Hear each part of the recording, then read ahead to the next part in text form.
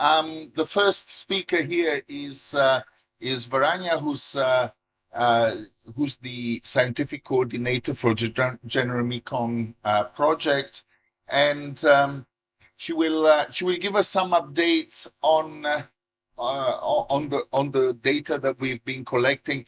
Even though in the last year or so there has been a great drop in the number of cases, actually the control programs and GenRe-Mekong projects have still been very active, and we've been collecting samples and analyzing them. So, Varanya, that's for you to give us an update.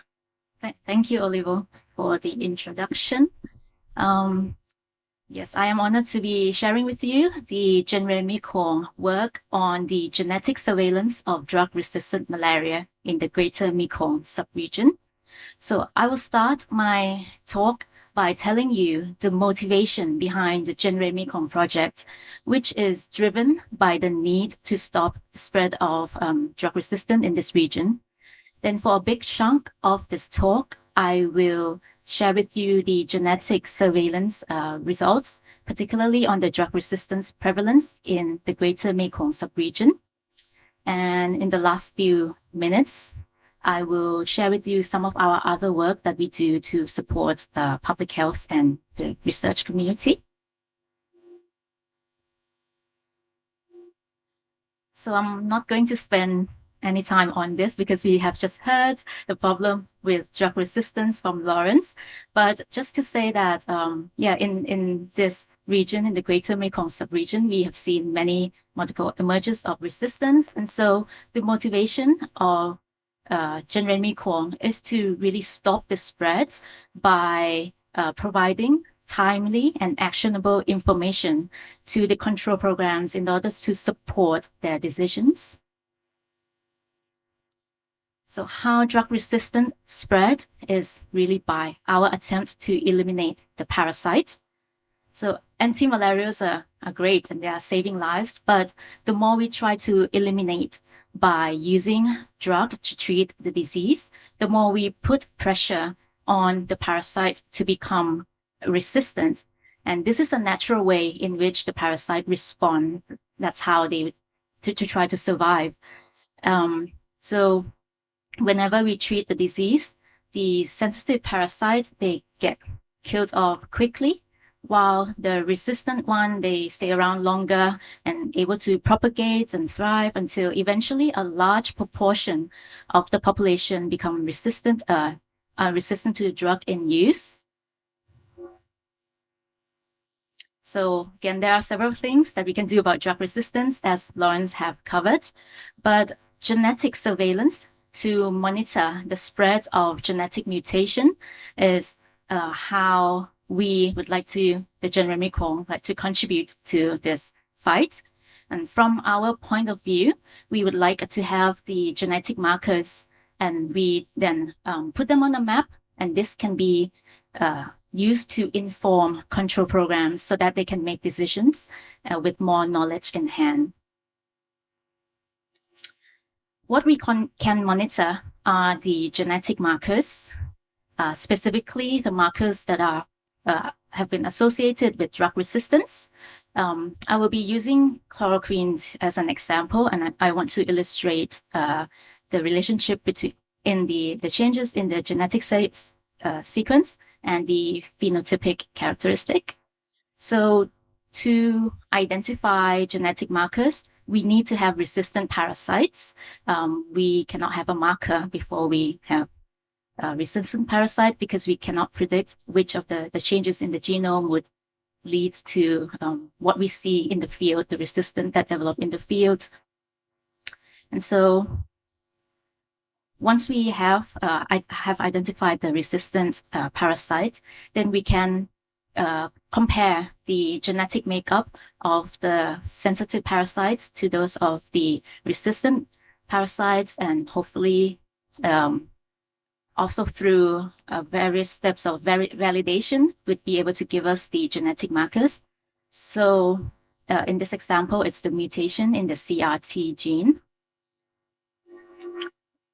When we have the the changes in the gene would lead to the changes in the protein structure, which change the protein function, allowing the parasite to be able to pump out the drug out of the digestive vacuole, leading to them being less sensitive to chloroquine, for instance.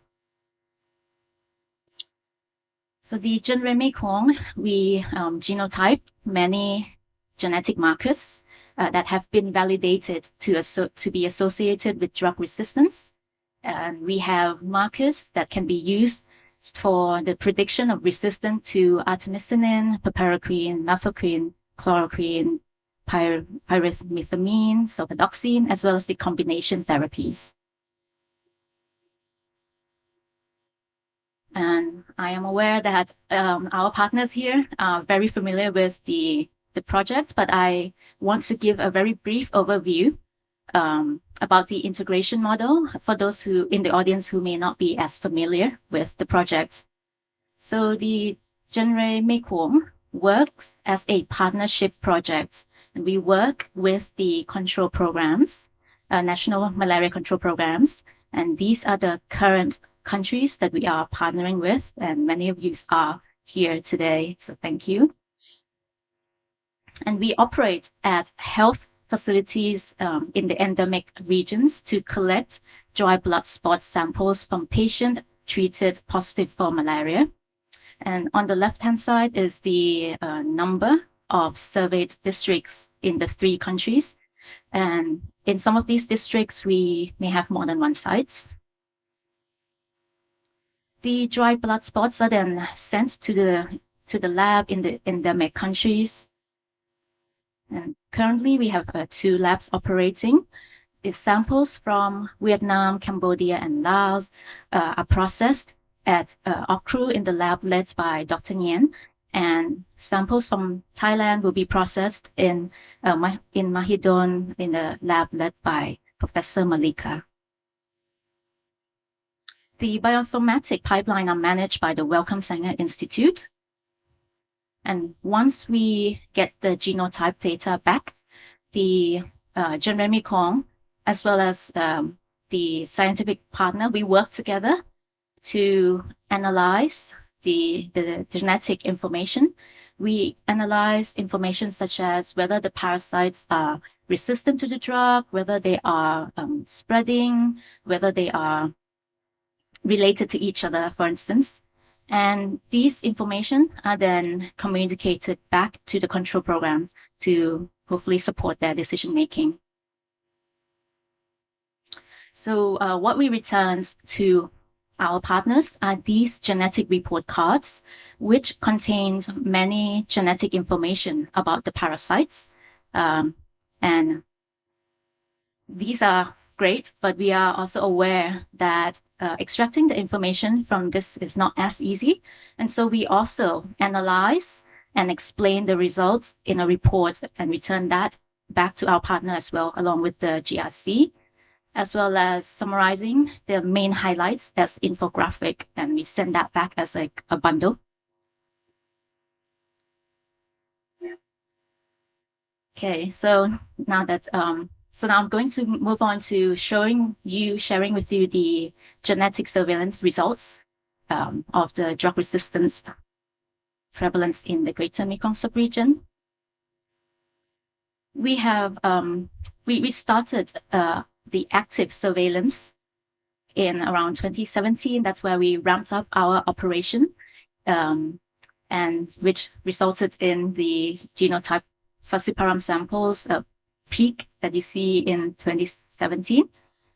But at the same time, the number of malaria falciparum cases are gradually decreasing over the past few years in this region as well. And this is a great achievement for the region.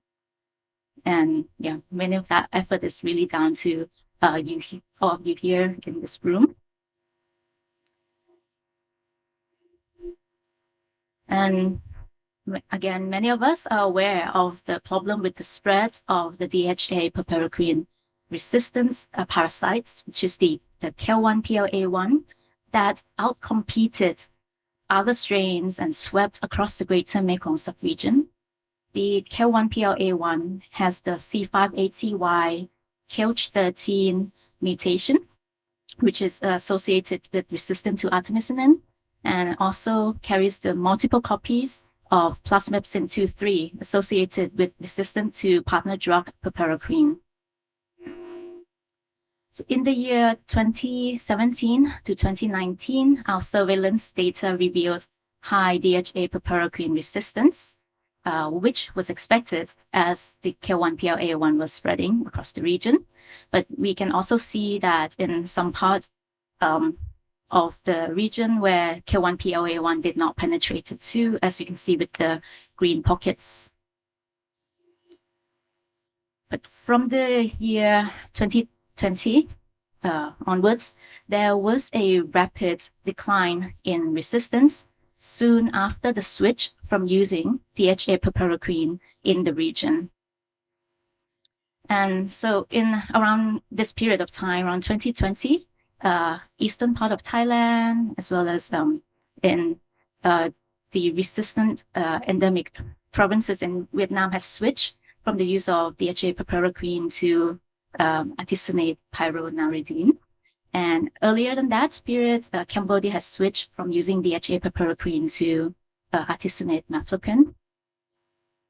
And if you look at the graph on the left corner, you could see that the rapid decline in DHA piperacin resistance was determined by the decline in resistance to the partner drug piperacin. The trend was the same.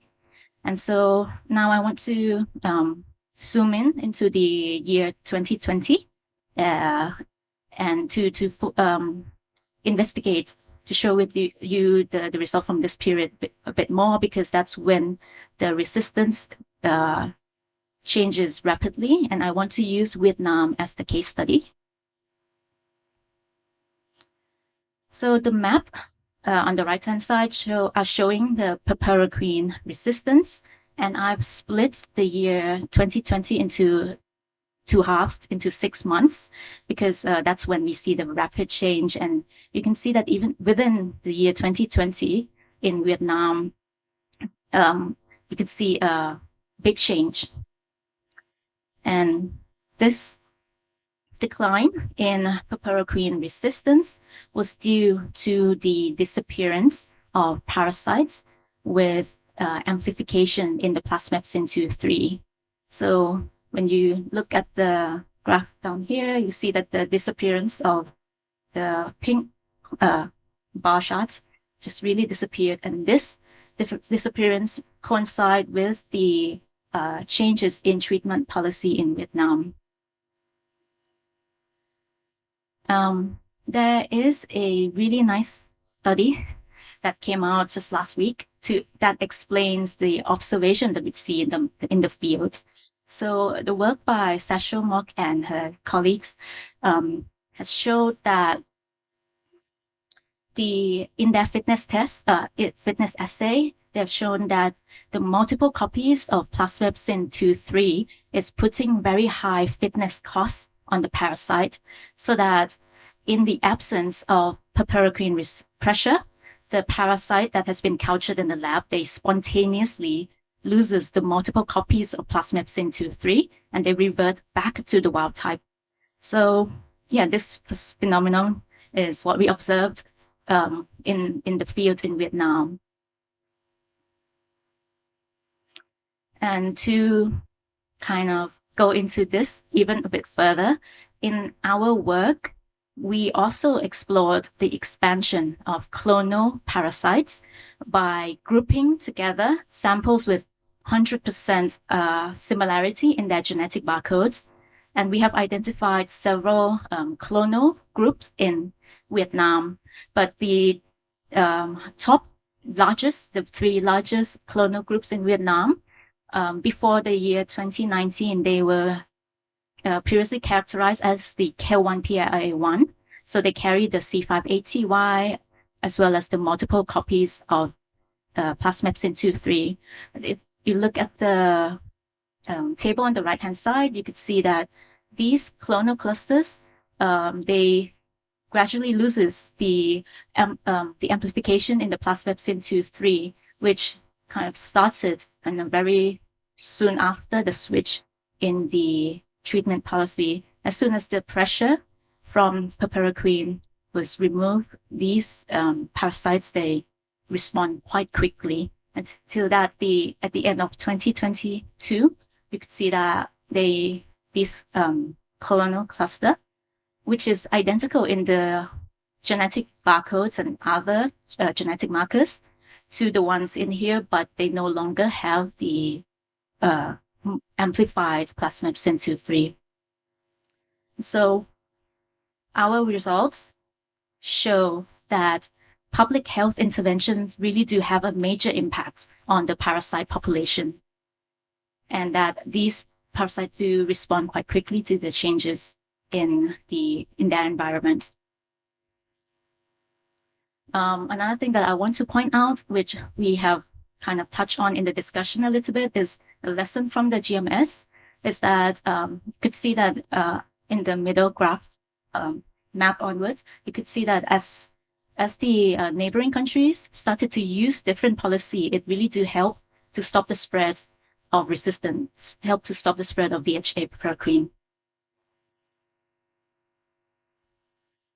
So next, the artemisinin resistance. So artemisinin resistance remains high across the year, except for a few pockets of Laos and Vietnam, as where you can see the green pockets.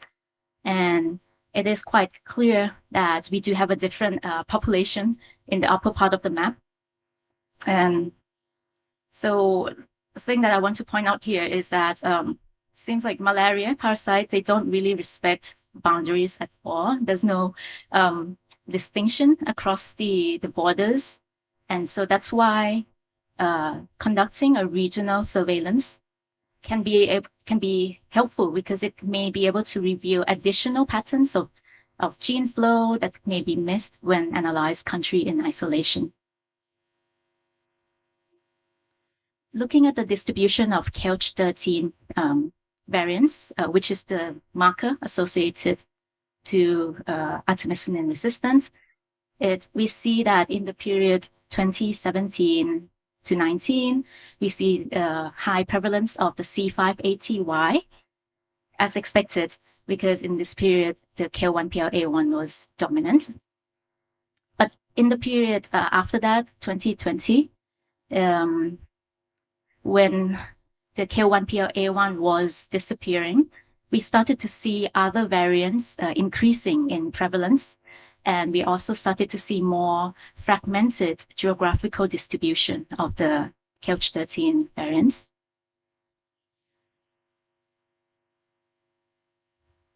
So in the eastern Greater Mekong Subregion, seems that all of the artemisinin-resistant strains have been derived from very few KELCH13 mutation, which has been circulating in this region for more than 10 years already.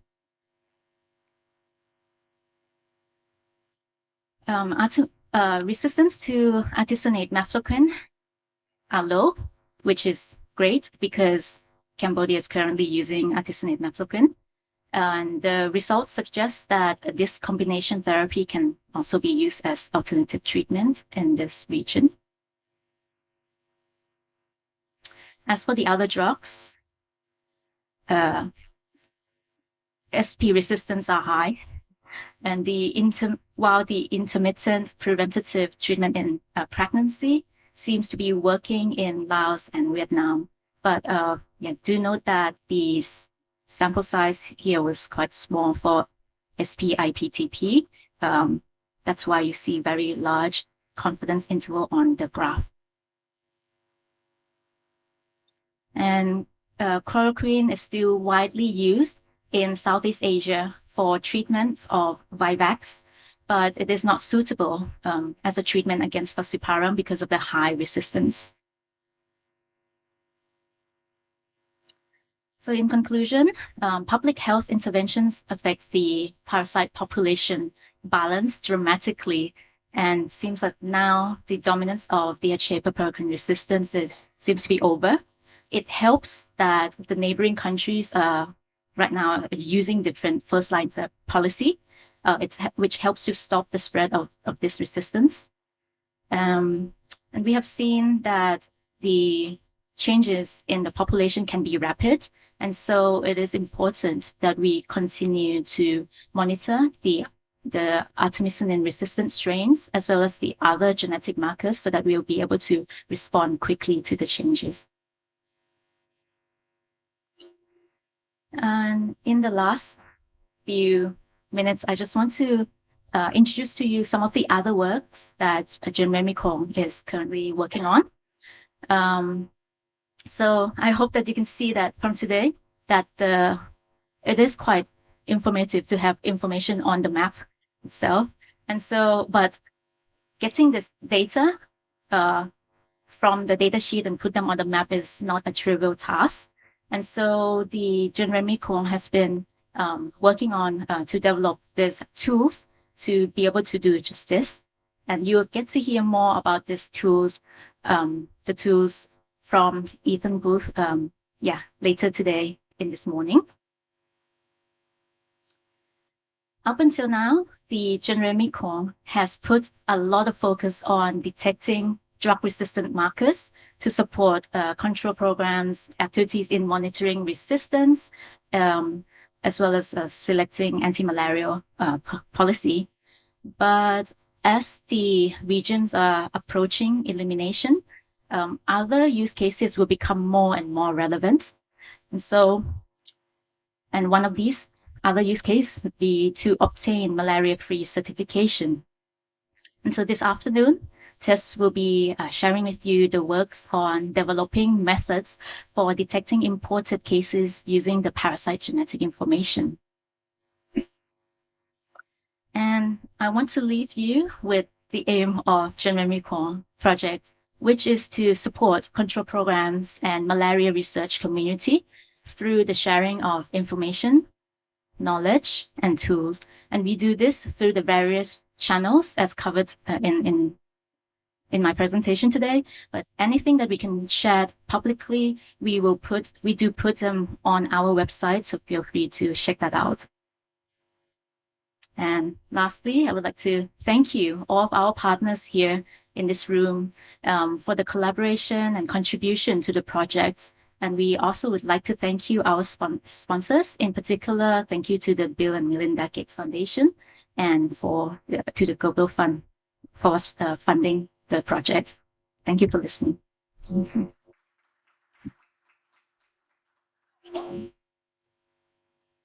you, Varanya. Before taking questions, I would like to make a comment about what we've just seen here. I think the thing that we almost come to take for granted now in this region is that we can produce maps like that where we can see what happens on every side of the borders. And I have to praise the national malaria control programs of the countries involved here for their openness and for how they've been able to share the data so that we can do regional analysis. I think it's incredibly important, and I think it's an example to the rest of the world. So thank you very much to all the control programs here. Okay, any questions you would like to address to Varanya? Yes, Alfredo. Thank you, Varanya, for the presentation. Great work, and to the NMCPs, as Oliver was mentioning. And my question is about sampling. So how are you collecting the samples? Do you have sentinel sites, or are you collecting all the clinical cases from the whole year or some specific periods? How do you manage? We do have sites that we work with across the countries, and we collect any samples that come into that site the patient has been tested positive for malaria using the RDT or microscopy, and we collect all of these as dry blood spots. So there was no criteria for selecting the samples. And these are the kind of like a passive surveillance, let's say. So the number of cases is low enough that we really can take every single patient. And in fact, we're, I mean, in the last couple of years, as the numbers go down in countries like, especially Vietnam and Cambodia, we've actually taken a substantial proportion of all the cases in the country.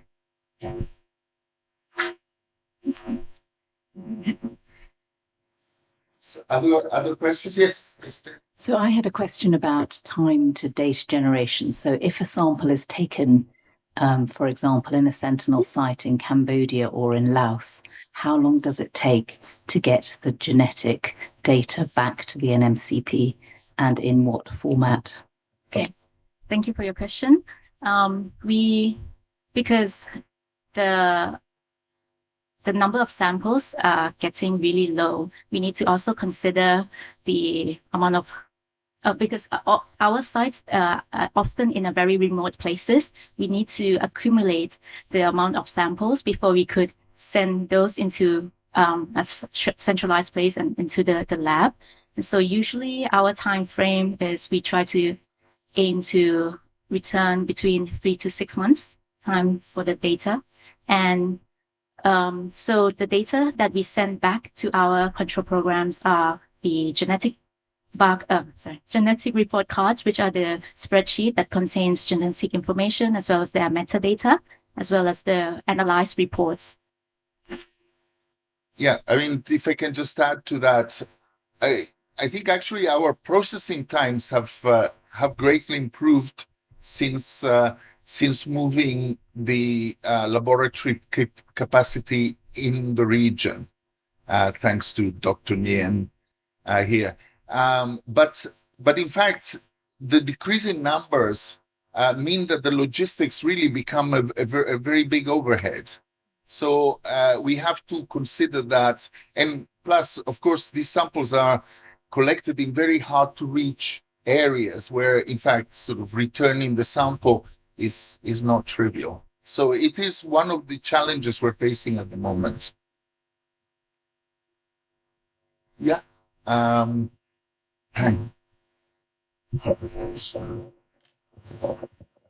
Okay, thank you so much for your presentation. I just would like to how we can improve to have quicker results. I mean, how to have the real-time or almost real-time result for genetic surveillance. Then it have national program make the decision quicker. Yeah. So it's very good when we do the genetic surveillance to evaluate the drug resistance. But I really would like to use the genetic surveillance to predict the outbreak. So yeah, because it happened in Vietnam. Sometimes suddenly in some area it's increased suddenly. So maybe I would like to have some feedback from Professor Livo. Varanya. Thank you. Yes, I think certainly returning the data back to the partners in more closer to real time is something that is what we really wanted to have as well. But I guess we do need, for that, we will need continual funding to be able to get the samples. It does cost to just send small amounts of samples to the lab each time. And yeah, I'm not sure what other ways. Well, I think in order to reduce the times, I think, and I've been discussing this with some of the countries. I think sort of having some different methods of gathering the samples, as opposed to, I mean, until now we've been sort of touring the site because you also provide training, we provide materials and so on. But it may, in some cases, it may be better to have the samples sent to a central place as soon as they're collected, so that they can be processed more quickly. So I think we can review these things. As for predicting outbreaks and so on, honestly, I don't think anybody has a good recipe for that yet. Okay, to be perfectly frank, but I think you are right. It's ideally something that we would like to do with modeling and so on. I just don't think anybody really has cracked that one yet.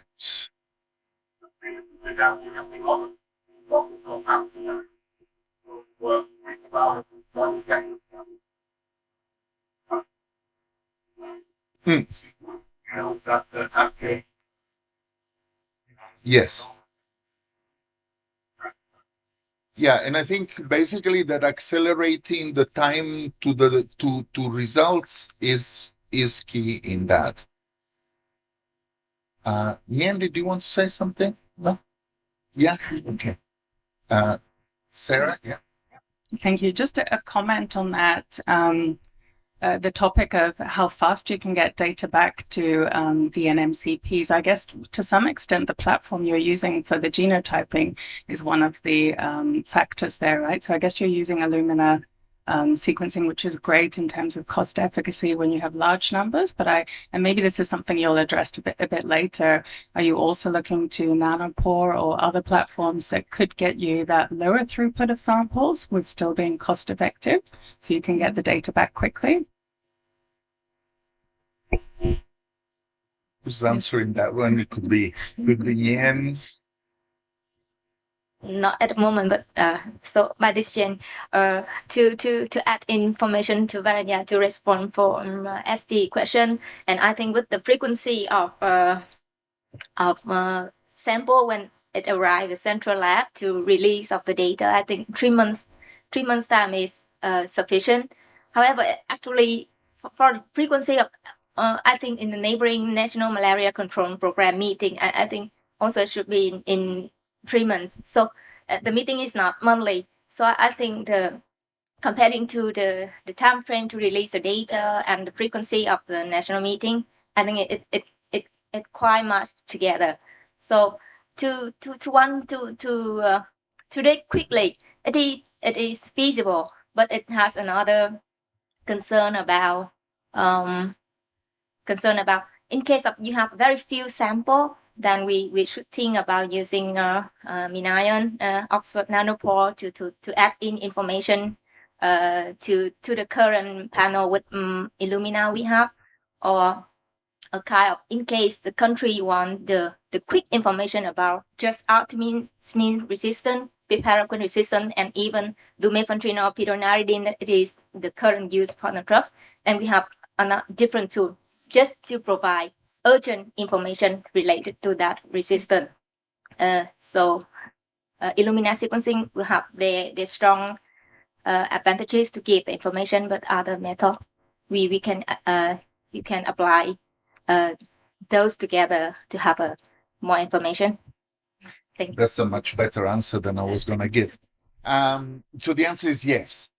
We're definitely looking into how we can make this faster, and what's the opposite of more scalable? It's like scaling down sort of thing, like effective at lower numbers of samples.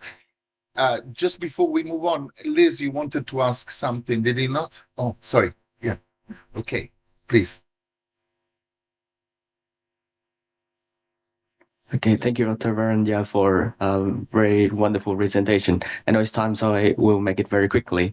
It's really, really interesting to me that the prevalence of PM2,3 was decreasing since we stopped using dihydroartemisinin piperacin. So I'm just wondering that how we can translate the finding into clinical practice.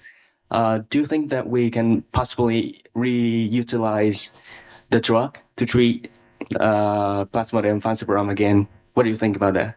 Yeah, that idea. Thank you. Thank you for your question. I think that based on our results, it does seem to show that these parasites, they no longer carry the marker for resistant to piperacillin. And so, in theory, I think that possibly you may be able to use that drug to treat in the clinic. I think we'd have to, it's a risky proposition, I think. But I mean, unfortunately, we've seen a resistance to piperacillin emerge very quickly. And you probably want to explore other options first.